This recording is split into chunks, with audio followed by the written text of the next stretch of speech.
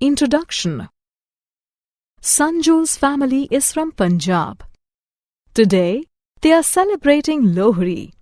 The family members and relatives are gathered around a bonfire.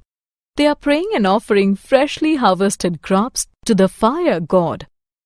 In this lesson, you will learn about festivals of India. Objectives.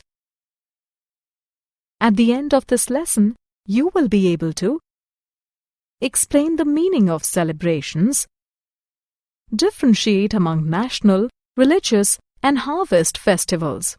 Celebrations. Celebrations are joyous occasions that we spend with our friends and family. We celebrate by dancing, singing, eating, and laughing. We celebrate birthdays, weddings, festivals, and many more. Festivals. Festivals bring to our minds good food, new clothes, friends, family, and enjoyment. Festivals spread happiness. We celebrate many festivals. They may be divided into 3 categories. They are national festivals, religious festivals, harvest festivals. National festivals. India celebrates 4 national festivals. They are Republic Day, Independence Day, Gandhi Jayanti, Children's Day. Religious festivals. India is a land of religious diversity. It has many religious groups: Hindus, Muslims, Christians, Sikhs, Buddhists, etc.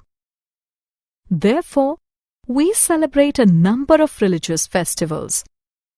Some important religious festivals are Raksha Bandhan, Eid, Dashehra, Diwali, Guru Purab, Christmas.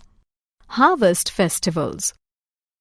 Harvest festivals are celebrated all over India. They are known by different names. Holi is a harvest festival of North India. Lohri is a harvest festival of Punjab. Onam and Pongal are the harvest festivals of Kerala and Tamil Nadu. Summary. Let us summarize what we have learnt. Celebrations are joyous occasions that we spend with our friends and family. Festivals spread happiness.